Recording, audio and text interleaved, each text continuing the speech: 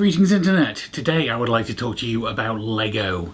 Lego is something I have always loved. Basically, as far back as I can remember, I've always had some kind of Lego set. However, these days one thing that does get me thinking is just wondering how much plastic they must get through. And at this point, it just can't really be a long-term sustainable business plan for them. And that is obviously something the Lego Group have been thinking about themselves, because a couple of months ago they announced that during the month of April, if you spent £35 in one of the Lego stores or on the online shop, you would get a test pack of Lego that is made from plant-based plastic rather than oil-based. I personally was extremely interested to see what they sort of felt like and looked like, and so I got some. So let's have a look, shall we?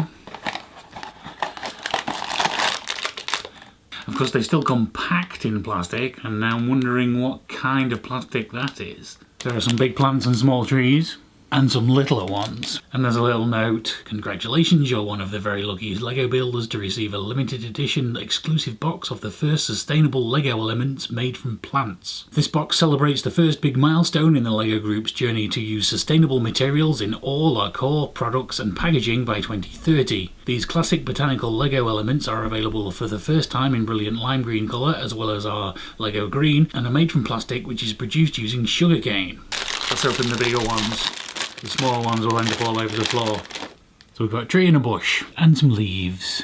And I've got to say, they feel like plastic, they feel like Lego, they attach just fine to existing bricks. I get that it's plants made out of plants for promotional reasons, but I kind of wish they'd at least included a couple of normal brick shapes for comparison. As someone who as a kid mostly had classic space sets, and in more recent years has mostly been buying Star Wars and Marvel stuff, that means I don't actually have a lot of green bricks I can use as comparison, but I do have a few. And the two most important things are fine. They connect together just fine, as you would expect from Lego, who have kept their measurements precise since day one, and there's no noticeable difference in colour either. Given a blind test, I reckon most people would fail to identify which was which. So yeah, thumbs up from me, that's a very good step forward, and I look forward to seeing more sets using this technology. The only thing I suppose there might be a question about is the longevity of these pieces and whether they will last as long as the oil-based plastic. But I imagine that's going to take longer and require more testing to find out for sure. To end on, if you're interested, the sets that I bought in order to get that free gift were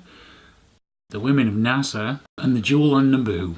The Women of NASA is a really nice Lego Ideas set. I'm going to guess a lot of my regular viewers probably have never heard of Lego Ideas, but that's a website where you can go and submit your own Lego set designs to Lego directly, and if they get 10,000 votes from the public, they get considered for making it into an actual purchasable product. It's only a fairly small set, but I really enjoyed building it. There's some really neat connections in how these models have been put together, particularly the shuttle, some of which I don't think I've seen before, which might be a symptom of it being designed by a third party rather than part of the Lego Group. Even the bases have different interesting internals so that the different objects can fit on top of them. And in the instructions you also get like information about the women themselves